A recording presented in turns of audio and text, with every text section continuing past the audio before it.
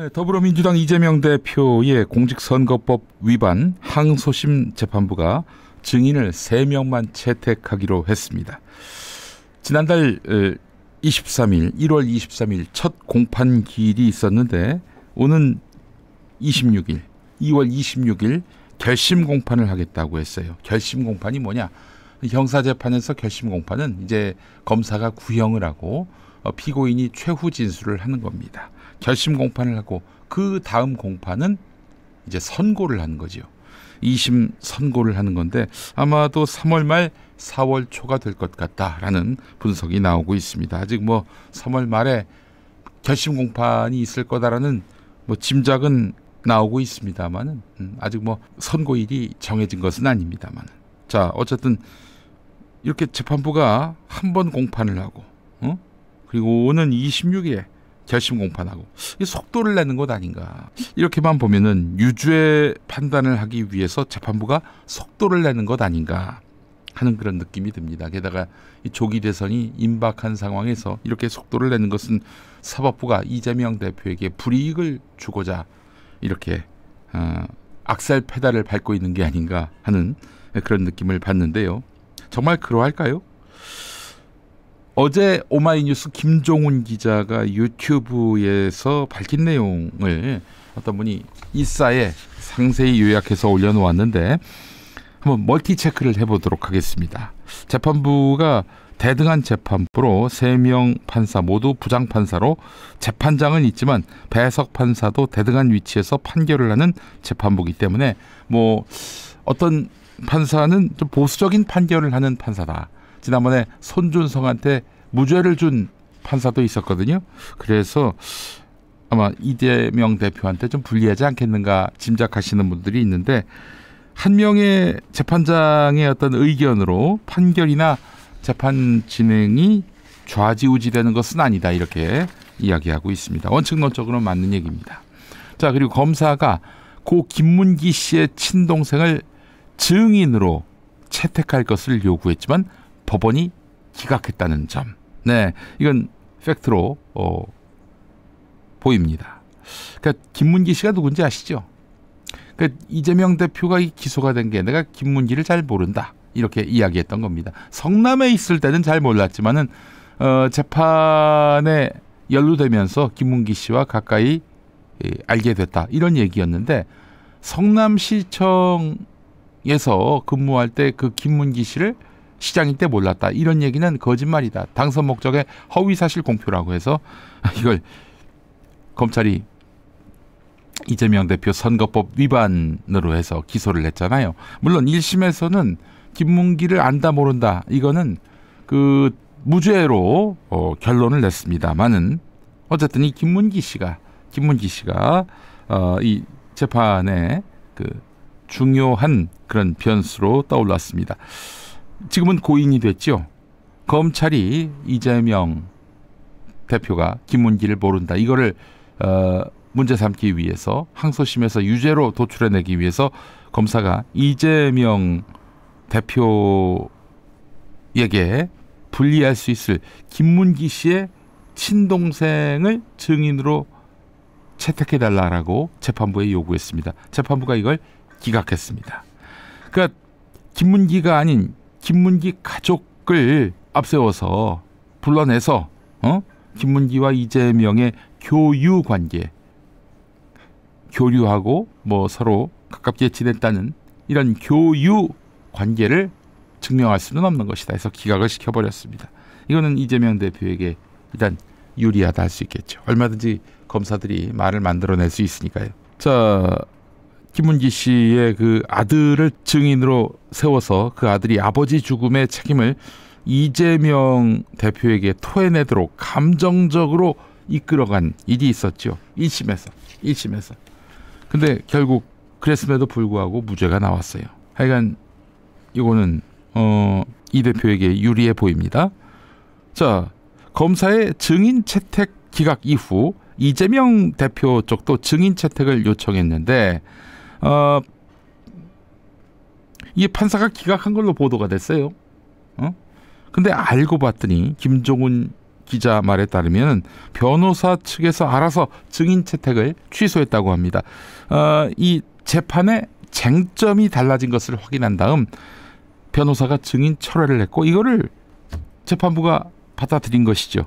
대신 이재명 대표 쪽에서는 3명의 증인을 요청했고요. 이걸 다 받아줬습니다. 예, 물론 뭐 검찰의 증인을 기각하고 그 피고 쪽의 증인을 모두 채택한다고 재판이 반드시 유리하게 돌아간다 이렇게 말할 수는 없겠죠. 어쨌든 이재명 대표 쪽에서는 증인을 많이 요구했고 그거를 재판부가 대부분 다 기각했고 이거는 사실이 아니라는 거예요. 자, 증인을 많이 신청했다는 거는 재판을 한정없이 늘리려고 하는 것 아니냐 이런 어떤 이재명 대표에 대한 공격 논리의 하나의 명분이 됐는데 그런 적이 없다는 거죠. 이재명 대표는 3명만 요청했고 그 3명을 재판부가 받아들였다는 것입니다. 자, 또 하나 재판의 쟁점은 위헌 재판 청구권입니다. 정확하게는 위헌 법률 심판 제청인데 이 법원이 직권으로 또는 소송 당사자 피고가 이거 제가 지금 그 유죄로 의심돼서 재판을 받고 있는데 그 근거가 되고 있는 법이 위헌인 것 같습니다. 그렇기 때문에 이거 위헌 심판한 다음에 재판을 이어갔으면 좋겠습니다라고 요청하는 경우 재판부가 그걸 받아들이면은 바로 위헌 법률 심판 제청이 이루어지게 되는 것입니다. 지금 선거법과 관련해서 이재명 대표가 부당하다라고 이야기를 하고 있는 것이죠. 이 본인을 1심에서 유죄로 판단하게 한 그 선거법이 위헌 법률 심판 제청감이다라고 이야기를 한 것입니다. 이걸 두고 어제 재판부가 뭐 이렇다 저렇다 이야기를 하진 않았지만은 2월 26일에 결심 공판을 진행하겠다 이런 입장을 냈단 말이죠. 이걸 두고 많은 언론은 결국 재판부가 위헌 심판을 안 받아들일 흐름이다 이렇게 분석하는 이유가 됩니다. 아니 근데 2월 26일 날 결심 공판 때 그러면 이게 위헌인지 아닌지 한번 따져봅시다. 헌재에 넘겨봅시다. 이렇게 판단할 수도 있는 거거든요. 재판부는 어떠한 예단도 그리고 예고도 하지 않았습니다. 이 언론들이 자기들 멋대로 이재명 대표 빨리 판단받아라. 빨리 2심 결과가 나오게 해라. 이렇게 해서 푸시를 하고 있는 것이죠. 자, 이 언론 보도만 보면은 무엇이 사실인지 무엇이 거짓인지 알 수가 없는 것입니다. 자, 일단 2월 26일에 판단을 봐야 할 텐데 만약에 위헌 법률 심판 제청이 이루어지게 되면은 재판은 멈추게 됩니다. 헌법재판소에서 판단이 나올 때까지 재판은 멈추게 돼요. 그러면은 조기 대선 2월 말 3월 초에 윤석열 파면이 이루어지게 되면은 4월 말 5월 초에 대선이 있게 되는데 대선 때까지는 이재명 대표가 확정 판결 받는 게 없어요. 15개 재판을 받아야 하는 거 아니겠습니까? 그중에 이제 2개 재판이 끝났는데 이제 재판은 올스톱 되게 되는 것이죠. 근데 이재명 대표는요 크게 기대를 안 하는 것 같습니다. 재판은 지연되지 않고 신속하게 끝날 것 같다. 어제 기자들한테 그런 말을 했다고 합니다. 위헌 법률 심판 제청과 관련해서 재판부가 기각하면은 그래도 그걸로 끝나는 게 아니에요. 헌법 소원을 또 낼 수가 있거든요. 근데 재판은 지연되지 않고 신속하게 끝날 것 같다. 이렇게 얘기한 거 봐서는 헌법 소원을 낼 뜻이 많지 않아 보인다. 이런 생각을 하게 만드네요.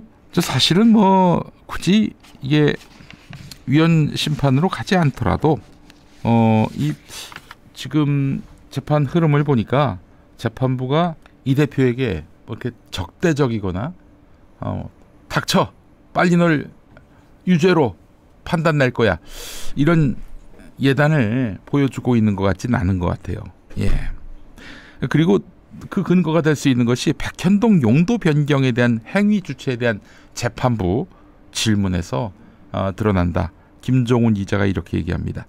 재판 중에 재판장이 검사에게 행위 주체에 대한 확인을 요청했다는 거예요. 말하자면은 백현동 용도를 국토교통부, 박근혜 정부 국토교통부의 협박을 받아서 변경했다. 이것이 이제 허위 사실이라고 공표한 거 아니겠습니까? 1심에서는 말이죠.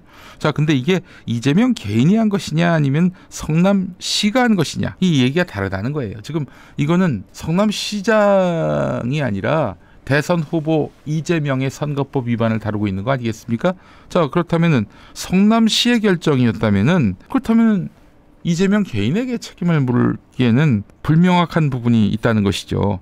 판사는 백현동 부지의 용도 변경 행위 주체가 성남시인지 성남시장 이재명인지 검사는 명확히 해달라 이렇게 요구를 한 거예요. 예, 용도 변경을 누가 했는가? 법인격인 성남시인가? 아니면 개인 이재명인가? 성남시가 행위의 주체라면은, 법인이 행위의 주체라면은 이재명에게 책임 묻기는 어려운 것이죠. 자, 이런 부분을 계속해서 물어봤다는 점에서는 항소심 재판부가 1심에선 제대로 다루지 않았던 부분들에 대해서 세심하게 살피고 있다라는 것이고, 다만 너무 재판을 신속하게 진행한다는 점이 염려가 되긴 하지만 공정한 흐름을 지금 유지하고 있다라고 김종훈 기자는 보고 있는 것입니다. 예. 그래서 항소심 재판부가 신속하게 재판을 진행하고 증인을 최소한으로 받아서 이게 이재명 대표에게 불리한 상황이 아닌가 하는 의구심이 있지만은 2심 공판까지 김종훈 기자가 봤을 때는 전혀 다른 방향으로 가고 있다, 이런 얘기입니다. 네, 김종훈 기자의 그 이야기는 이러한데, 제가 검찰 출입하는 또 다른 기자한테 요 내용을 보내면서 의견을 물었습니다. 했더니 그건 김종훈 기자의 희망사항인 것 같다.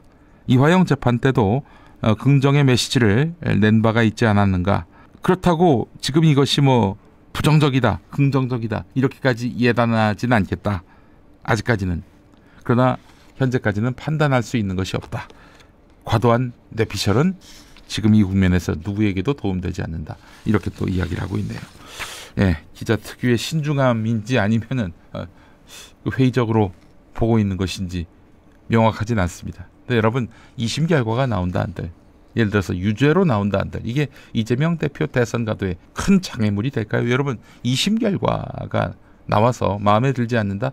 그러면 또 상고를 하면 됩니다. 대법원 상고를 하면 되는 거예요. 아직 확정 판결이 나지 않은 상황에서 대선이 치러질 가능성이 대단히 높아졌다라고 보시면 되겠습니다. 만약 2월 말 3월 초에 윤석열 탄핵이, 파면이 결정된다면 말입니다. 어쨌든 1심 판결은 대단히 부당했다는 점은 분명하고요.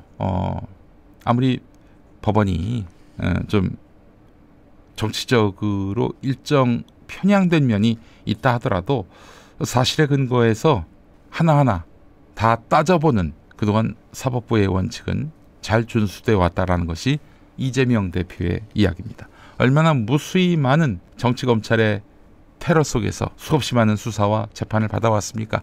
끝내 자기를 지켜준 것은 사법부였다. 진실과 사법부였다. 이렇게 얘기한 것이 바로 이재명 대표입니다.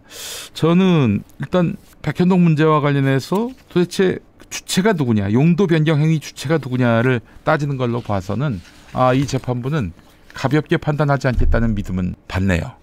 물론 그렇다고 이게 뭐 무죄를 줄 흐름이다, 어떤 짐작을 가능하게 하는 이유다, 이렇게 말씀을 드리지는 않겠습니다만은 최소한 1심과는 다른 좀 심도 깊은 성실한 재판이 이루어질 수 있겠구나 하는 그런 믿음은 갖습니다.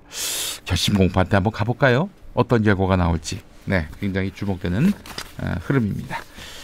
자, 하여튼 여러분, 수없이 많은 그런 고난을 겪어온 이재명 대표인데, 그래서 어항 속에 금붕어처럼 살아왔다고 하는 거 아닙니까? 어디다 감추지도 못하고 숨지도 못하는 그런 인생을 살아왔다고 하는데, 이런 허튼 판단으로 인해서 무너질 이재명 대표는 아닐 것이다 하는 그런 생각이 듭니다. 오늘 김용 전 민주연구원 부원장 판결이 있습니다. 선고가 있는데요.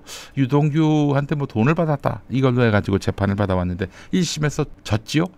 근데 1심과 2심 사이에 새로운 많은 증거들이 나왔습니다. 유동규가 그 장소에 없었다는 구글 타임라인이 발견된 거 아니겠습니까? 오늘 2심에서 어떤 판단이 나올지 주목됩니다.